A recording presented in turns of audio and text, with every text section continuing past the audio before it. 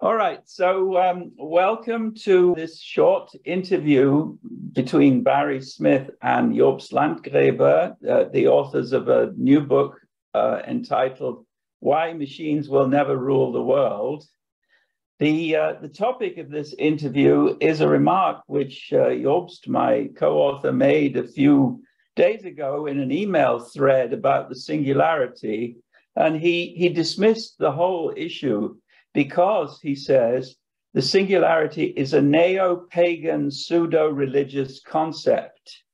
And so I was intrigued by this assertion, and I'm going to ask Jobst if he can explain what he meant by that.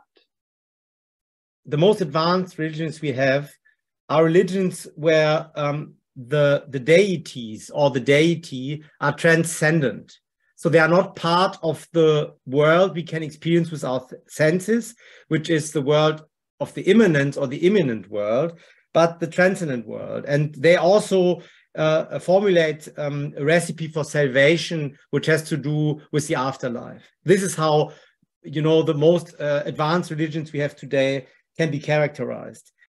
I call the singularity a neo-pagan pseudo-religion because it is not anymore dealing with the transcendent, but the immanent, because the object, the deity or the transcendent object is now put into the material world. And if you look at pagan religions, they also have the object of veneration or the deities in a water fountain, in a tree, or in a stone, or in a totem. And so basically, pagan religions are characterized by having the object of veneration in the material world. And in the history of religion, then there's a progress to remove those objects to the transcendent, the invisible.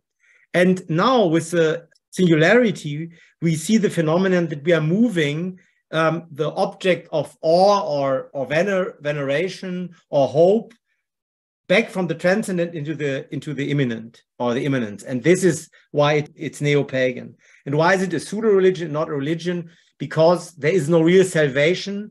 There is no real promise in it. There's just some kind of fear or awe, but the positive aspects of religion are missing.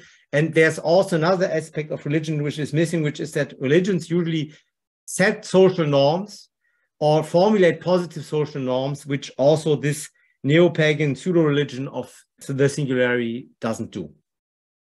Okay, now it occurs to me that if we are going to view the belief in the singularity as a kind of religion, then we should be looking at the institutions which support this religion. And now I'm thinking of the movement to create AI ethics in order somehow to defeat the singularity or to find ways of coping with the singularity when it occurs.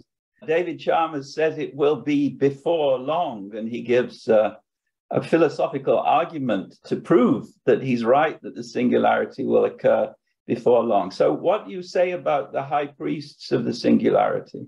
First of all, the arguments they put forward are quite trivially wrong, and we show this in a very detailed way in chapter 9 of our book that you mentioned at the beginning. Why they are wrong, we prove it quite carefully, especially with regard to David Chalmers, and then also in I think it's chapter 12, with regard to another of those high priests, Nick Bostrom, and others like Klaus Schwab.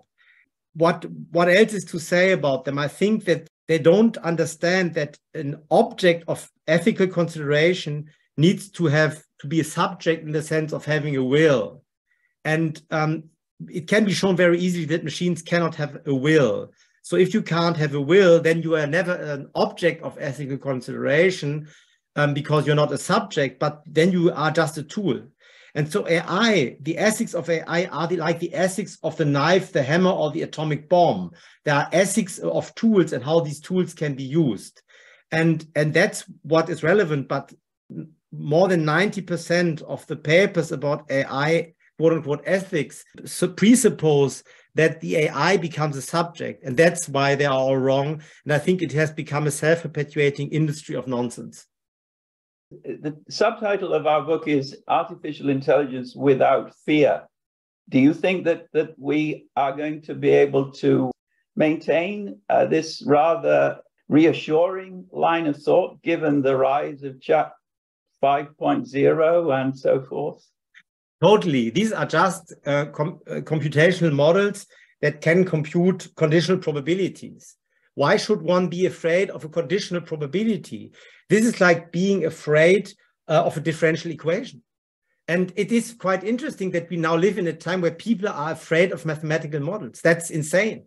So of course we shouldn't have fear. I mean, you are not afraid of a scissor. I mean, yes, your wife could kill you in your sleep with a scissor, but there's no reason to be afraid of a scissor. You are using it to cut paper, period. Good. So I think that's enough for today. So we will continue this discussion in due course. Thank you, Job.